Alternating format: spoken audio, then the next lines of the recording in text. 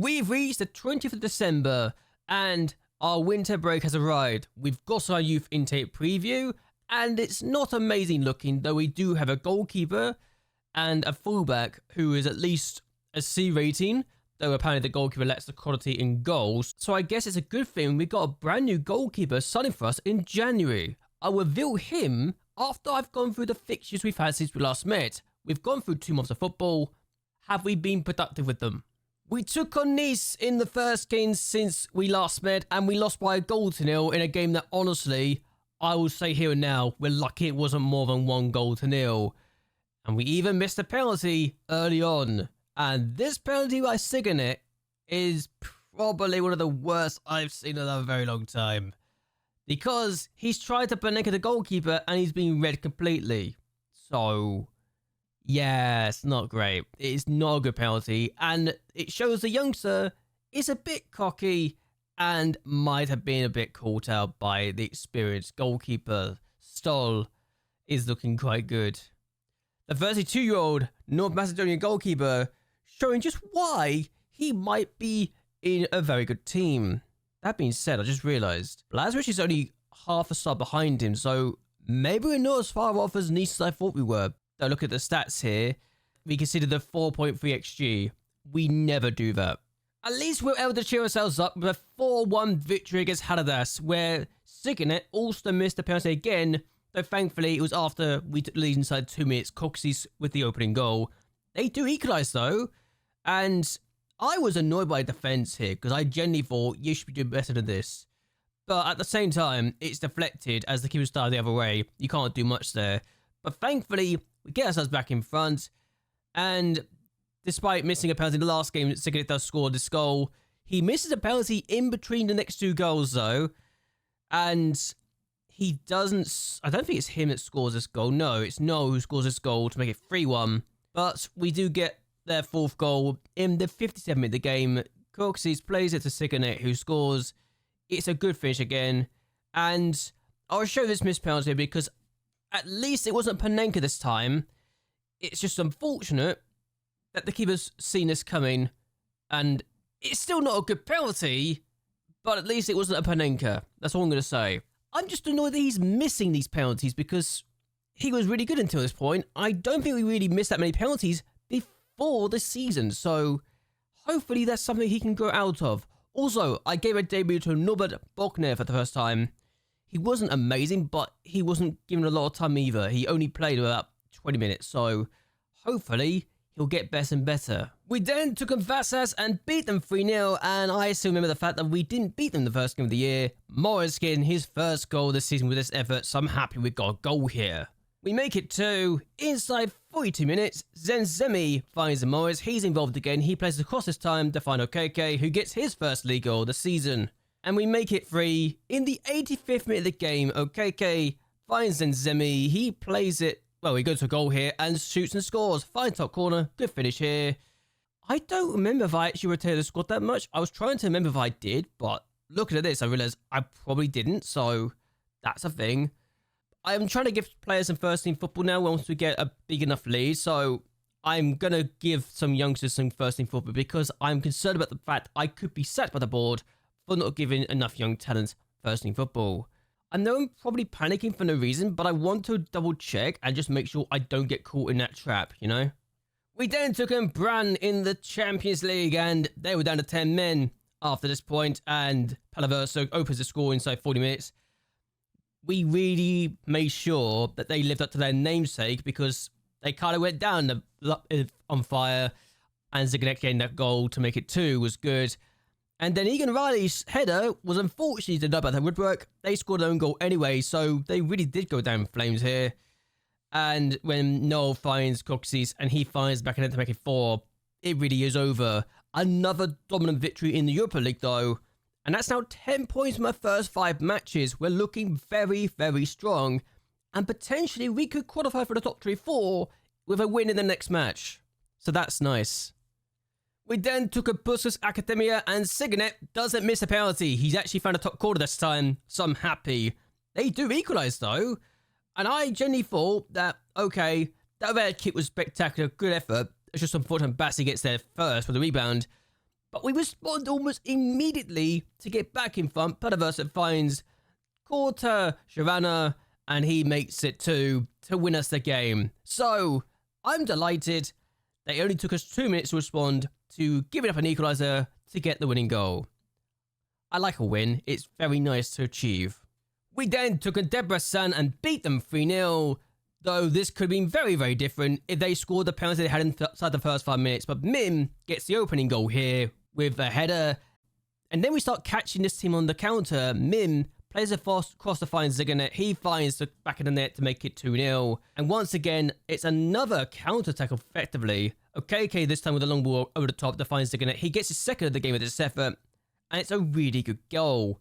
And we dominate this game, having not looked amazing at times, and we considered 2.06 XG, and we didn't lose.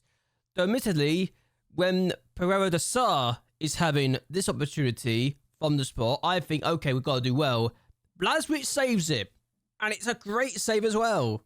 And when that's going our way, you know things are going to go well for you. And I was absolutely delighted with the fact we managed to avoid being caught out by an early penalty, and we keep our unbeaten start to the league campaign intact. We then took on Fanfaros and beat them 2-1, though we did have to work hard for this victory. Morris plays across to find Ziganet to get the opening goal, so I'm thinking we're going to do good things here. But then they equalise in the 64th minute of the game, and this is what I mean when I say we had to work hard to get this win, because that's annoying. I don't know what Blazwicz is doing here. It's almost like because it's here our defender, he's decided not to pick it up. But we win this game in the 91st minute of the game. Ali Abid plays it across, and Kane Wilson, of all people, playing as the right winger, is on the end of that and scores. The fact he can play as right winger is so useful to me, and I'm delighted with the fact that he was there to pick up the spoils. A 2-1 victory to extend our lead at the top of a Fanfaros. We then took a Dukariki, Stancom, and beat them by a goal to 0, and this was nice to see Panaversa get the only goal of the game. I was thinking we were going to get more goals, admittedly, but when we didn't get a second goal and they started to be a bit annoying towards the end, I did have to worry a little bit, but we did survive. We did hold on for the victory, and that's another 3 points in the Europa League. And that is going very, very well. So well, in fact, we're in 6th place and already have a top 24 place secured, meaning we're going to be finishing above the likes of Celtic, Antwerp, and FCSB. There's some teams down here that I genuinely am surprised we're beating and ahead of this year, but there you go. The likes of Benfica, Braga, Copenhagen, Lille, Besiktas right now, who we drew against early in the year. We're still ahead of Nice as well, despite the fact we got beaten by them. We do have Juventus next, and then Bodo Glimt. We go away to Juventus, who are currently below us. But the Bodo Glimt game, I think we can win. And I genuinely believe after that, we should be fine.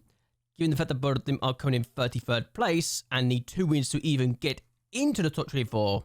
I think that should be a good victory for our point of view when we host them. But we're going to hope that we do well and we don't slip up from here.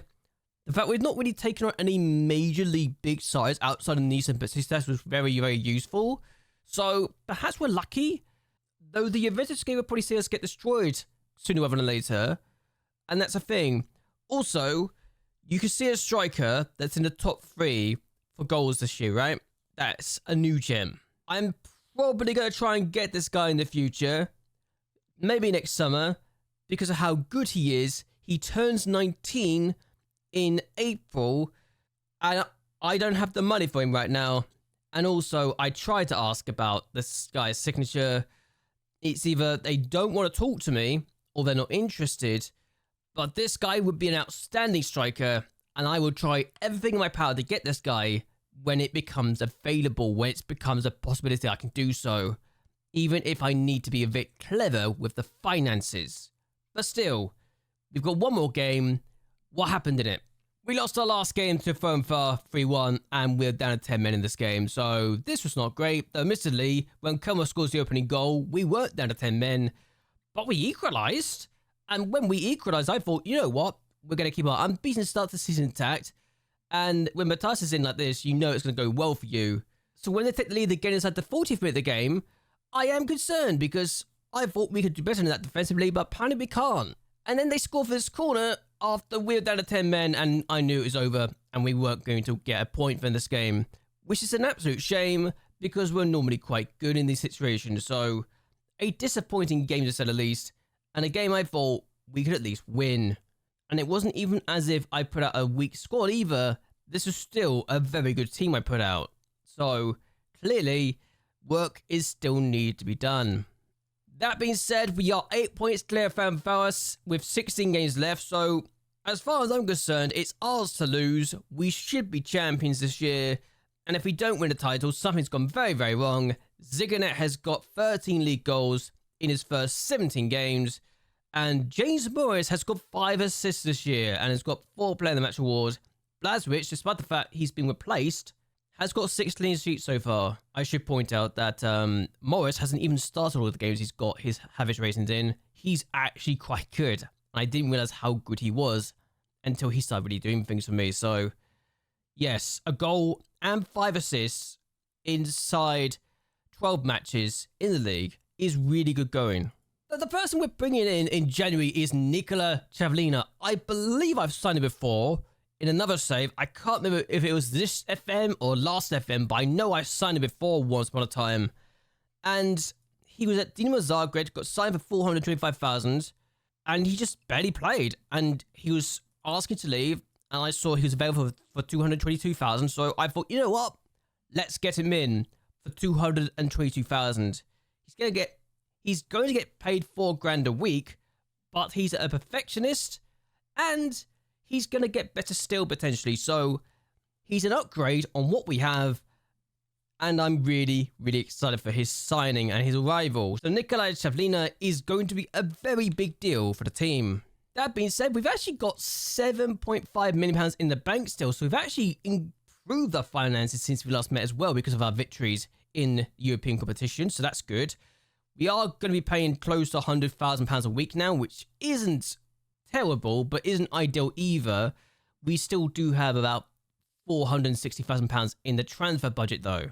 To put that into perspective, we're still only going to be having the 5th highest wage budget in the entire league. So clearly, we're not terrible, and clearly, we're doing a very good job.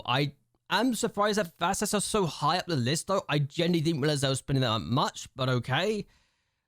We've got a good team. We built a good squad, and we're not even paying a lot of money for it. So that's good. The fact that the top 2 teams are paying £7 million at least says it all.